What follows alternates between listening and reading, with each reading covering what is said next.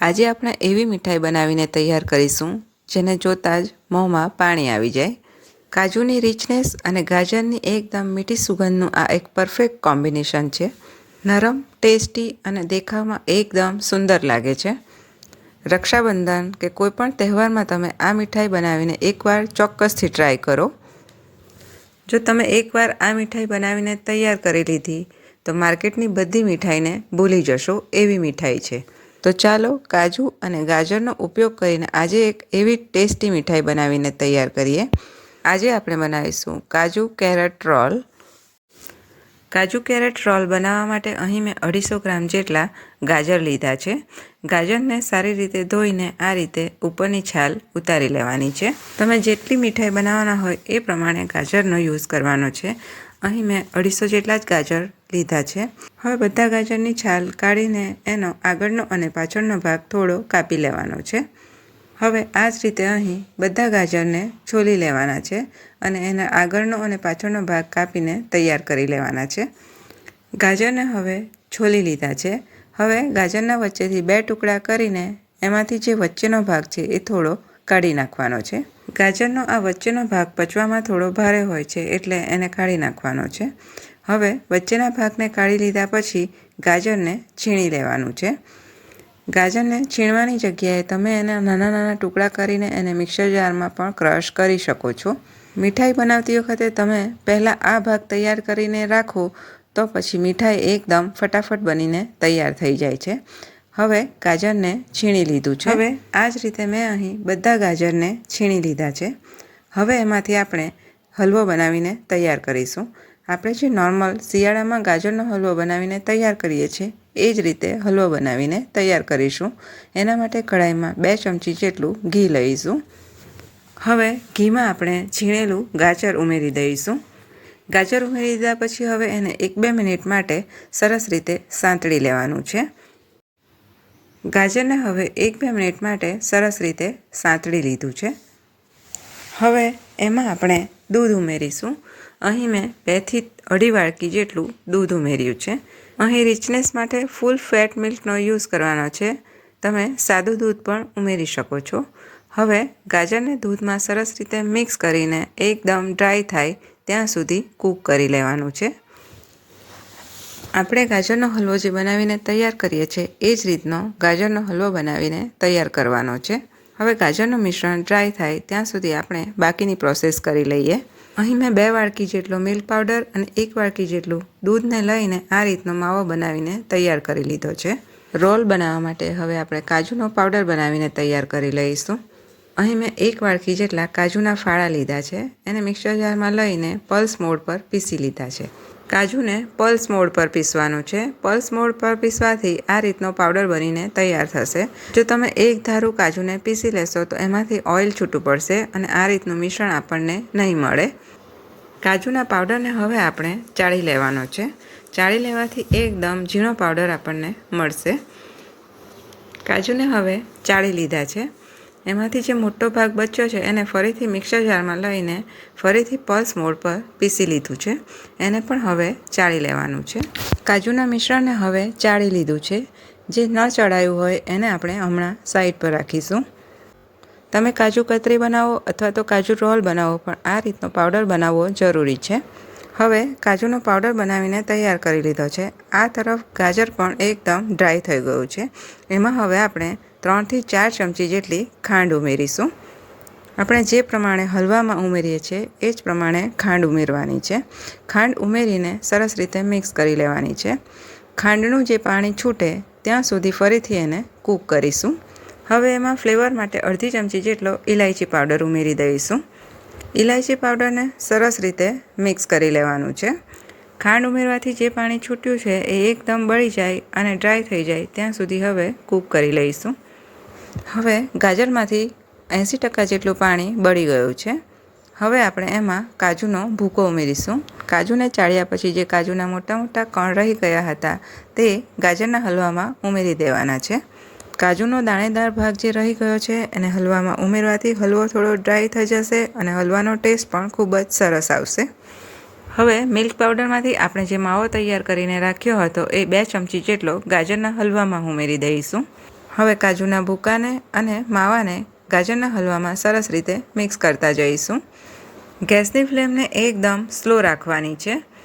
હવે માવાને અને કાજુના ભૂકાને ગાજરના હલવામાં સરસ રીતે મિક્સ કરી લીધું છે અને આ મિશ્રણ થોડું ડ્રાય થઈ ગયું છે.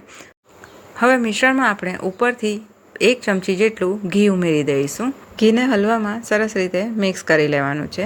હવે મિશ્રણમાંથી થોડો ભાગ લઈને એને આ રીતે બોલ્સ વાળી જોવાનો છે.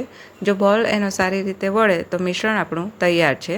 હવે ગેસની ફ્લેમને બંધ કરી દઈશું અને મિશ્રણને એક ડીશમાં કાઢી લઈશું.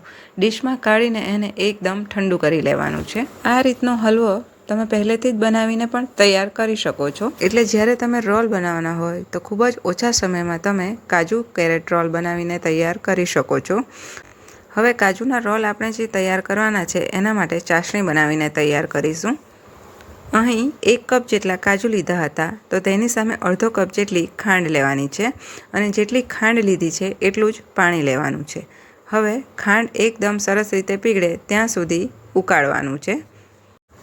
અહીં આપણે આ મિશ્રણમાંથી એક તારવાળી ચાસણી બનાવીને તૈયાર કરીશું. હવે રોલમાં એકદમ સરસ ફ્લેવર આવે એના માટે થોડું કેસર ઉમેરી દઈશું.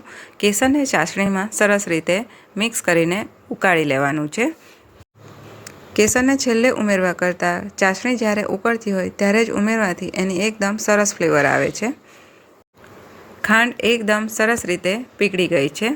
હવે એને આપણે ચેક કરીશું. હમણાં હજી ખાંડ પીગળી જ છે એટલે ચાસણીમાં કોઈ જાતનો તાર બનતો નથી, ખાલી ચીકાશ લાગે છે. ખાંડ પીગળ્યા પછી હવે ચાસણીને થોડીવાર માટે ઉકાળી લઈશું. ચાસણીને થોડીવાર ઉકાળ્યા પછી ચાસણીની કન્સિસ્ટન્સી થોડી થીક થઈ ગઈ છે. હવે એક ડ્રોપ આપણે ડીશમાં લઈને થોડું ઠંડુ કરીને ચેક કરી લઈશું. ચાસણીમાંથી હવે તાર બનવાની શરૂઆત થઈ ગઈ છે. હજી આપણે ચાસણીને અડધી મિનિટ માટે ઉકાળી લઈશું. ચાસણીને અડધી મિનિટ ઉકાળતા આ રીતનો તાર બનીને તૈયાર થયો છે. હવે ચાસણીમાંથી એક તાર બનવા માંડ્યો છે. ગેસની ફ્લેમને હવે બંધ કરી દઈશું. બસ આ જ રીતનો એક તાર બને એ રીતની ચાસણી બનાવીને તૈયાર કરવાની છે. હવે ફ્લેવર માટે અડધી ચમચી જેટલો ઇલાયચી પાવડર ઉમેરીશું. ઇલાયચી પાવડરને ચાસણીમાં સરસ રીતે મિક્સ કરી લઈશું. હવે ફરીથી ગેસની ફ્લેમને ઓન કરીને એકદમ ધીમી રાખીશું. એમાં હવે આપણે કાજુનો પાવડર ઉમેરી દઈશું. હવે કાજુના પાવડરને ચાસણીમાં સરસ રીતે મિક્સ કરી લેવાનું છે. કાજુ પાવડર મિક્સ કર્યા પછી મિશ્રણ એકદમ ઢીલું લાગશે, પણ જેમ જેમ એ કૂક થતું જશે તેમ તેમ થોડું ડ્રાય થતું જશે. હવે કાજુ પાવડરને સરસ રીતે મિક્સ કરી લીધું છે. એમાં હવે આપણે તૈયાર કરેલો માવો ઉમેરી દઈશું. અહીં મેં 2 ચમચી જેટલો માવો ઉમેર્યો છે. માવો ઉમેર્યા પછી મિશ્રણ થોડું ઢીલું લાગશે, પણ જેમ જેમ આપણે આ મિશ્રણને કૂક કરતા જઈશું તેમ તેમ મિશ્રણ થોડું ડ્રાય થતું જશે. હવે માવાને મિશ્રણમાં સરસ રીતે મિક્સ કરી લીધો છે. હવે આપણે એને થોડી વાર માટે કૂક કરી લઈશું. હવે 4 થી 5 મિનિટ કૂક કર્યા પછી મિશ્રણ થોડું ડ્રાય થવા લાગ્યું છે અને પેન છોડવા લાગ્યું છે. આ સ્ટેજ પર આપણે 1 ચમચી જેટલું ઘી ઉમેરીશું. ઘી ઉમેરવાથી મિશ્રણ પેન સાથે ચોંટશે નહીં. હવે રોલ બનાવવા માટેનું મિશ્રણ તૈયાર થઈ ગયું છે. આ રીતનું મિશ્રણ તૈયાર થાય એટલે મિશ્રણને આપણે એક ગ્રીસ કરેલા બટર પેપર પર કાઢી લેવાનું છે. હવે મિશ્રણને બટર પેપર પર કાઢ્યા પછી એને બટર પેપર વડે જ થોડું મસળી લેવાનું છે. આ રીતે બટર પેપર વડે જ એને થોડું મસળવાથી મિશ્રણ થોડું સ્મૂથ થઈ જશે. મિશ્રણ થોડું ઠંડુ થઈ ગયું છે અને આપણે એને હેન્ડલ કરી શકીએ એવું મિશ્રણ તૈયાર થયું છે. હવે મિશ્રણને આ રીતે થોડું ફ્લેટ કરી લેવાનું છે. એના ઉપર હવે બીજું એક ગ્રીસ કરેલું બટર પેપર રાખી દઈશું. હવે બટર પેપર ઉપર મૂક્યા પછી એને વેલણની મદદથી થોડું વણી લેવાનું છે. મિશ્રણને હવે આપણે મીડિયમ થીક વણી લઈશું. મિશ્રણ હવે એકદમ સરસ રીતે હેન્ડલ થઈ શકે એવું છે એટલે એને બટર પેપર કાઢીને થોડું વણી લેવાનું છે. આ રીતે એને મીડિયમ થિકનેસમાં વણી લીધું છે. હવે આપણે જે ગાજરનો હલવો બનાવીને તૈયાર કર્યો છે એનો આપણે રોલ બનાવીને તૈયાર કરી લઈશું. રોલ બનાવતા પહેલાં આ રીતે મિશ્રણને થોડું મિક્સ કરી લેવાનું છે. હવે એમાંથી આપણે એક રોલ બનાવીને તૈયાર કરી લઈશું. ગાજરના હલવામાંથી અડધું મિશ્રણ લઈને આ રીતનો આપણે એક રોલ બનાવીને તૈયાર કરી લીધો છે. હવે તૈયાર કરેલા રોલને આપણે કાજુની જે રોટલી બનાવીને તૈયાર કરી છે એના ઉપર આ રીતે રાખી દેવાનું છે. હવે રોલને રોટલી વડે આ રીતે કવર કરી લેવાનું છે. બંને તરફથી રોલને સરસ રીતે કવર કરી લેવાનું છે. ગાજરનો રોલ બંને તરફ સરસ રીતે કવર થઈ જાય પછી એને હાથ વડે આ રીતે સરસ રીતે રોલ કરી લેવાનો છે. રોલની થિકનેસ બધી તરફ એક સરખી રહે એ રીતે એને આ રીતે ગોળ ગોળ ફેરવીને એકદમ સરસ રોલ બનાવીને તૈયાર કરી લેવાનો છે. રોલની સાઇઝ એકદમ સરસ આવી જાય પછી એને બટર પેપરમાં કવર કરી લેવાનું છે. બટર પેપરમાં કવર કરી લીધા પછી એને ફ્રીઝમાં 1 કલાક માટે સેટ કરવા માટે રાખી દેવાનું છે. રોલને હવે 1 કલાક માટે સેટ કરી લીધો છે. હવે આપણે ખોલીને ચેક કરી લઈશું. રોલ એકદમ સરસ રીતે સેટ થઈ ગયો છે. રોલ પર હવે આપણે સિલ્વર વરખ લગાવીશું. વરખ લગાવવું ટોટલી ઓપ્શનલ છે. જો તમારી પાસે અવેલેબલ હોય તો તમે લગાવી શકો છો, નહીં તો એમને એમ પણ આ રોલ ખાવામાં ખૂબ જ ટેસ્ટી લાગે છે. અહીં રોલ પર સિલ્વર વરખ લગાવીને તૈયાર કરી લીધું છે. સિલ્વર વરખ લગાવવાથી રોલનો લુક એકદમ માર્કેટવાળા રોલ જેવો આવે છે. રોલ હવે તૈયાર થઈ ગયો છે. એને હવે આપણે કટ કરી લઈશું. કટ કરવા માટે એક ધારદાર ચપ્પુનો યુઝ કરવાનો છે. હવે જેટલી થિકનેસ તમને જોઈએ એ પ્રમાણે રોલને કટ કરી લેવાનો છે. કોઈપણ જાતના માવા કે કલર વગર આપણે આ કાજુ કેરેટ રોલ બનાવીને તૈયાર કર્યા છે. દેખાવમાં ખૂબ જ સરસ લાગે છે અને ખાવામાં તો ખૂબ જ ટેસ્ટી છે. તમે પણ એકવાર આ રીતે આ રોલ બનાવીને જરૂરથી ટ્રાય કરો. માર્કેટ કરતાં આ કાજુ કેરેટ રોલ ખૂબ જ સસ્તો પડશે અને ઘરે બનાવેલો છે એટલે હેલ્ધી પણ છે. રોલને હવે કટ કરી લીધું છે. એને હવે આપણે સર્વ કરીશું. તહેવારોમાં અને પ્રસંગોમાં તમે ઘરે જ આ રીતે કાજુ કેરેટ રોલ બનાવીને તૈયાર કરી શકો છો.